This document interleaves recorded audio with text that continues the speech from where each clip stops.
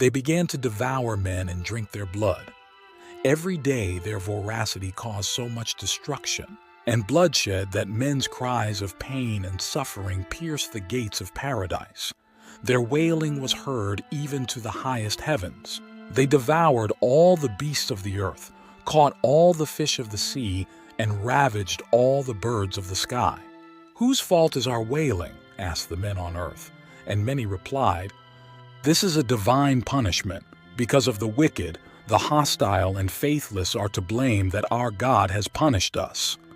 The watchmen were happy with their children and with their wives. They continued to teach the forbidden to the men. The leader of a group of watchmen taught on earth to make iron swords, taught them to make shields. He also taught them to get and handle the most precious metals such as gold and silver, with which they made ornaments and other bracelets considered impure. To the women he taught them to take care of their image. He taught them to make up their eyes. He offered them jewels and paintings to embellish their feminine figures, turning them into capricious women full of vanity. And so, little by little, the impure angels began to teach their gifts and knowledge to humanity. Semyaza, for his part, taught men to cut the roots to perform incantations, while another leader taught to break spells, witchcraft, and incantations, also taught them to interpret the signs of lightning. Kokabel taught them to deduce the omens of the stars, and Artakaz taught the signs given by the earth. On the other hand, Chang taught to understand the omens by means of the sun, while Sariel taught the omens emanating from the moon. The angels had revealed to their wives and children all the divine secrets that were forbidden to them, and little by little, all this knowledge filled with evil. The men and women who joined them, for all the knowledge received from the angels, they used to practice evil. Each time the wicked and sinners increased because of the great fault that the watchmen committed. The wails and cries of the annihilated men were louder and louder and at last reached the ears of the archangels, who hurriedly and with great concern approached to see what was the origin of such horrendous groans. Then Michael, Gabriel, Sariel, and Raphael, incredulous and surprised to see so much blood shed by humanity. The earth was full of violence, vanity, and corruption. And besides, it was invaded by the giants, sons of the angels, who cruelly destroyed the great creation of God. The pious archangels went to the throne of the Creator to make known the terrible news that was full of misfortune, for the children of the earth were suffering and dying unjustly. Moreover, evil was taking possession of human hearts thanks to the dark teachings of the angels. Immediately, the angels would have gone with the message of such a bloody event on earth and said, "It is you who created everything, and in you resides the power over all things. Everything is uncovered in all its nakedness before you. You see everything and nothing can be hidden from you. You have seen what Sasiel has done, and how he has taught all injustice on earth and revealed the eternal secrets that are fulfilled in the heavens." Very indignant, the archangels began to name each traitor angel and the sins committed by them. They also said, "What he has taught the human Semyaza has no forgiveness, whom you had given the power to rule over his fellows. He has been the leader of the sinners." Gabriel concluded by saying, "These women have given birth in the world to terrible giants, so that the earth has been filled with blood and injustice. The souls of humans are lamenting, and their groaning will not cease until justice is done on earth." The Most High, hearing of such faults and sins that assaulted the divine law, sent the archangel Gabriel along with 3 other emissaries to appease the pain of earthly souls and save mankind from wickedness. God said to the archangel Gabriel, "Proceed against the bastards and reprobate, to vanish the children of the watchers from among humans, and make them enter into a war of destruction, for there will not be many days for them." Likewise, God called Xavier to entrust him with a message for Noah. God said to him, "Go to Noah in my name, hide yourself and reveal to him the coming consummation, for the whole earth is going to perish. A great flood is about to come upon the whole earth, and all that is found upon it will perish. Furthermore, he ordered Xavier to teach everything he should not do to save his soul from the great divine punishment, and ended by telling him to find salvation, for by him a plant will be sown and all generations will be established.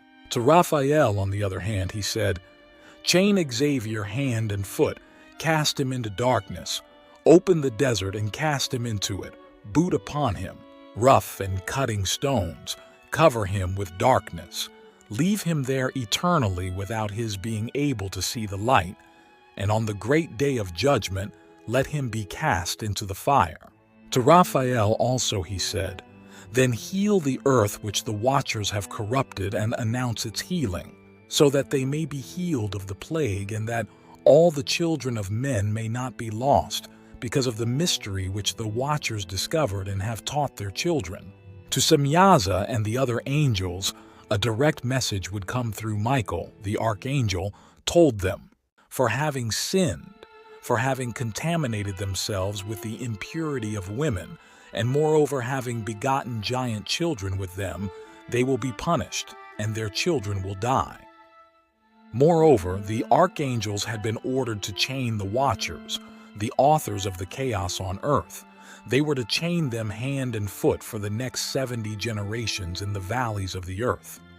On the other hand, Enoch had disappeared from the face of the earth.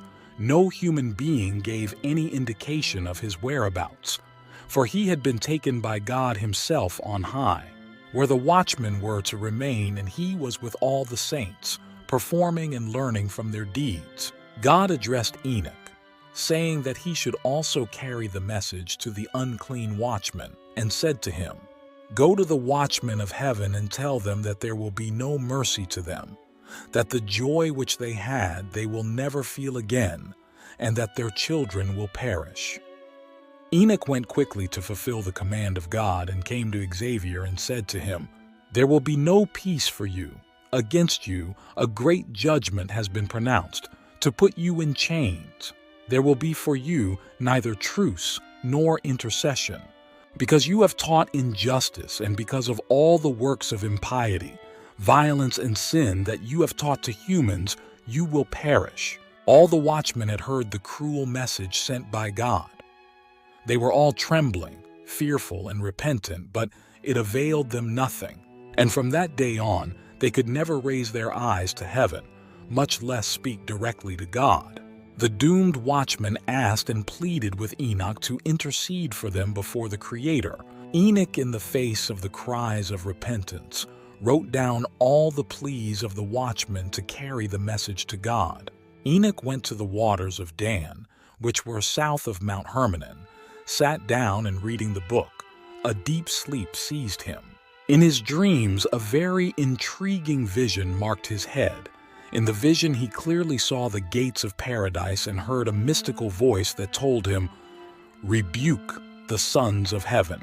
God would have said to Enoch, "The dwelling place of the spirits of heaven is heaven, and now the giants who are born of spirits and flesh will be called evil spirits on earth, and on earth will be their dwelling place." So also, in the vision he had, the Creator would have said to him, "And the spirits of the giants of the Nephilim who afflict, oppress, invade, fight, and destroy upon the earth and cause hardship.